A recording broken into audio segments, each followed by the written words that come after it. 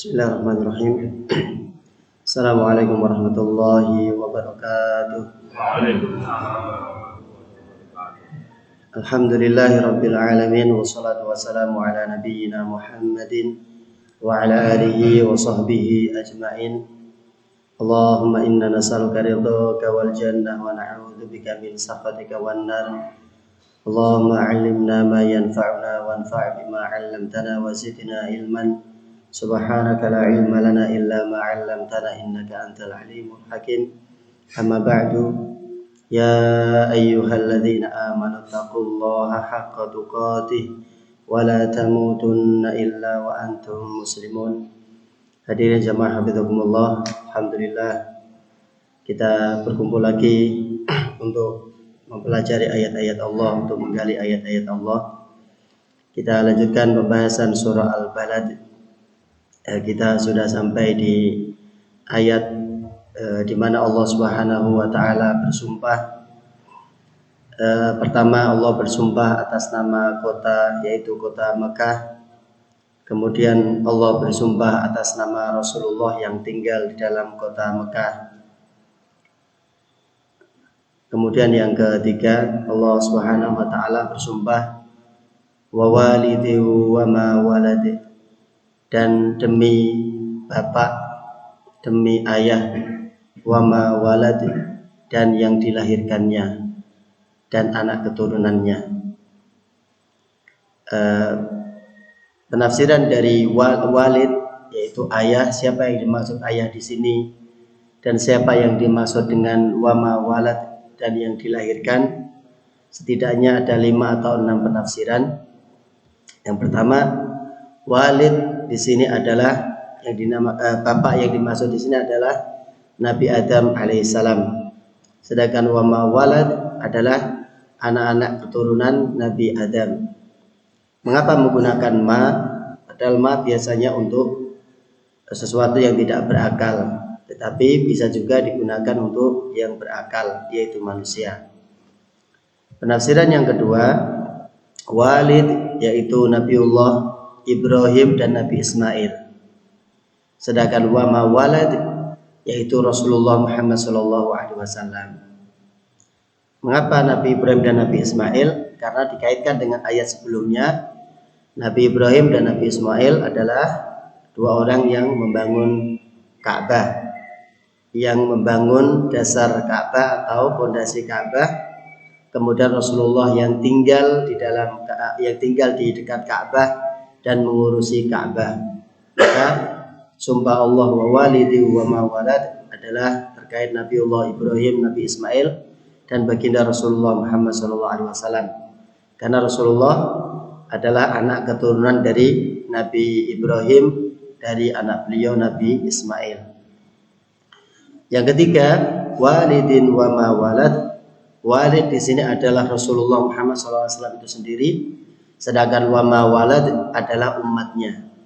Karena Nabi yang sering mengatakan, saya bagi kalian, aku bagi kalian, kata Rasulullah, adalah bimanzilatil walid atau bimanzilatil ab, seperti posisinya seorang bapak, seorang ayah bagi kalian. Jadi Rasulullah memposisikan diri kepada kita sebagai umatnya sebagai seorang ayah, seorang bapak yang membimbing, yang mengarahkan kepada kebaikan. Kemudian penafsiran yang keempat, walid wa ma walad. Walid adalah semua yang melahirkan, yaitu induk atau bapak atau induk lah. Jadi ini berlaku untuk manusia dan selain manusia, yaitu binatang. Wa ma walad, dan anak yang dilahirkannya. Jadi Allah bersumpah atas semua makhluk yang melahirkan, dan wa ma walad, dan anaknya secara umum.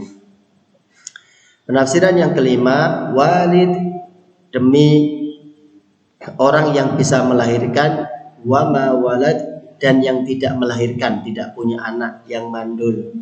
Ini penafsiran yang kelima. Kalau penafsiran yang keenam tidak kita tulis, yaitu walid adalah ayah, sedangkan wa ma walad adalah anak perempuan. Yang dimaksud di sini adalah ibunda Hawa. Jadi walid adalah Nabi Adam, wa ma walad adalah ibunda Hawa. Jadi ini penafsiran tentang kata ayah dan anak.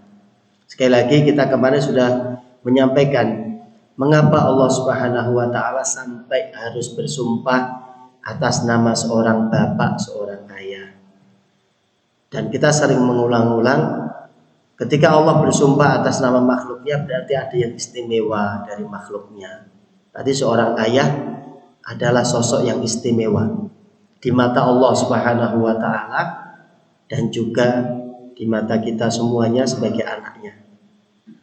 Jadi ayah ini yang punya peran penting. Kalau dikaitkan dengan surah Al-Balad ini, surah Al-Balad ini suasananya keletihan. Surah Al-Balad suasananya apa? Suasana surahnya bicara tentang kelelahan, keletihan, sesuatu yang berat. Nanti di jawaban dari sumpah, isi dari sumpah mengatakan laqad khalaqnal insana fi kabad. Sungguh benar-benar kami menciptakan manusia di dalam artinya dilingkupi kelelahan-kelelahan, keletihan-keletihan. Jadi suasana surah Al-Balad ini adalah kelelahan. Ketika Allah bersumpah sebagai seorang ayah, pasti tugas seorang ayah tidak mudah. Pasti tugas seorang ayah pasti berat. Karena Allah meletakkannya di surah Al-Balad ini. Beda kalau diletakkan di surah yang lain. Bisa jadi tugas bapak, tugas ayah ringan.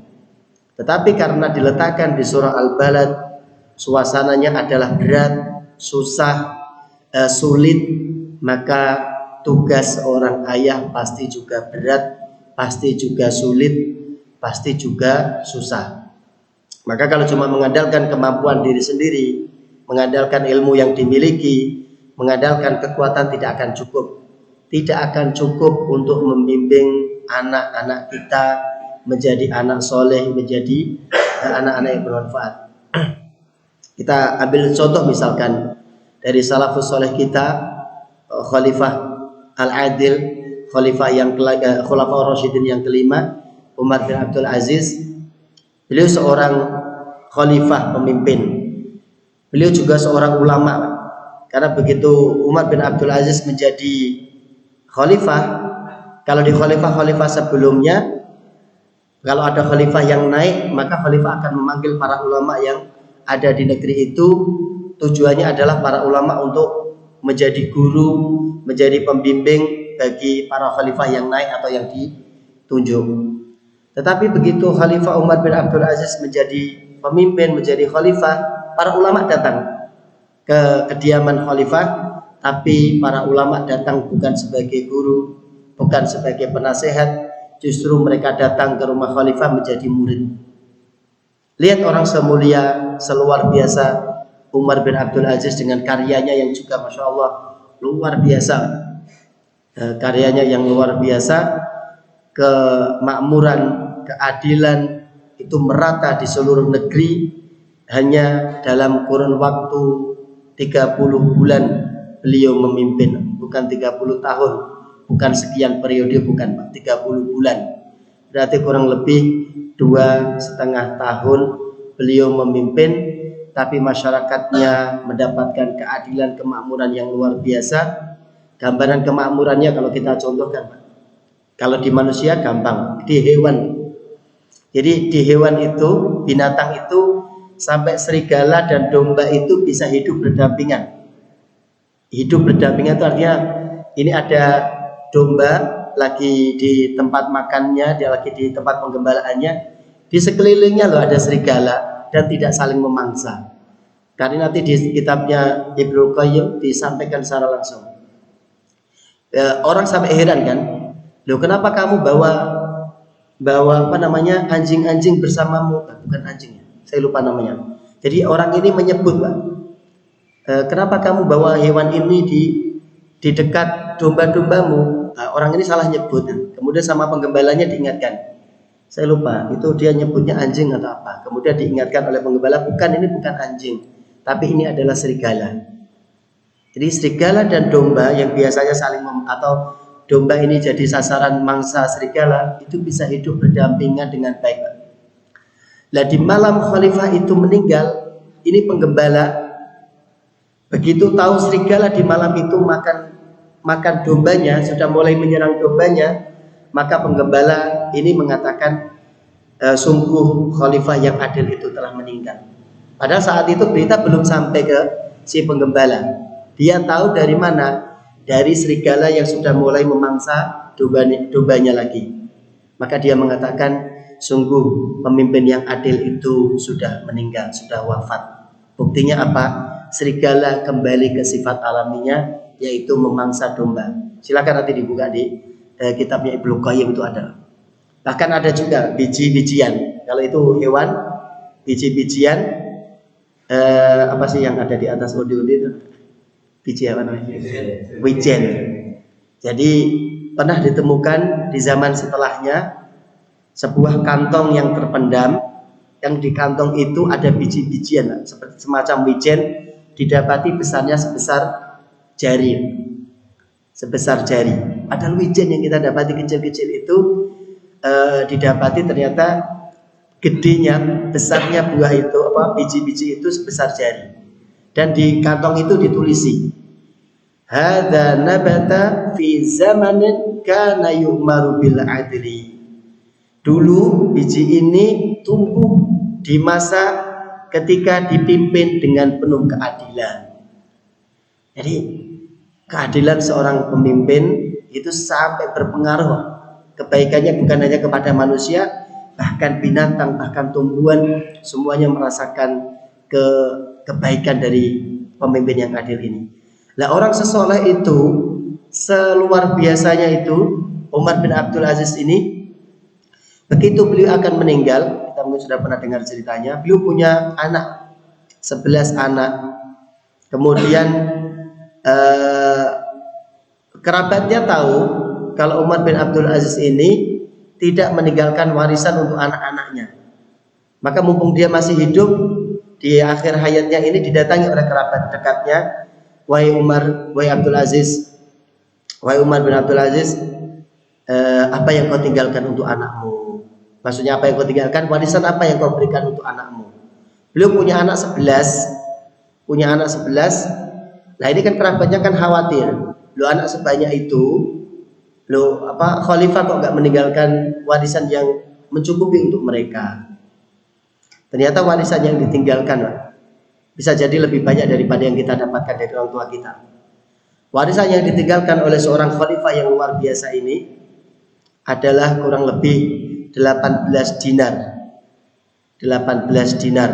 Kalau dikonversi ke hari ini, kalikan saja dengan 3 juta sekian kan. 18 dinar. Tapi 18 dinar ini masih kepotong untuk prosesi pengurusan jenazah beliau dan sebagainya, itu tersisa cuma 9 dinar. Jadi dari 18 dinar dipakai untuk ngurus beli kain kafan, beli apa keperluan mengurus jenazah beliau ini, sisanya cuma 9 dinar. 9 dinar dibagi 11 anak, dapatnya berapa itu? Agak nyampe 3 juta kan berarti. Bayangkan, Pak. Nah, kemudian Umar bin Abdul Aziz ditanya, kau tinggalkan untuk anakmu apa, wahai Umar? Maka lihat jawabannya yang luar biasa, Masya Allah. Seorang ayah yang tadi, kalau beliau sesoleh itu saja belum yakin anaknya nanti baik atau tidak sepeninggal beliau, soleh atau tidak sepeninggal beliau. Maka Umar mengatakan, sesungguhnya kalau nanti anak-anakku sepeninggalku menjadi anak-anak yang solih, maka Allah nanti yang akan mengurus mereka. Sambil beliau membacakan ayat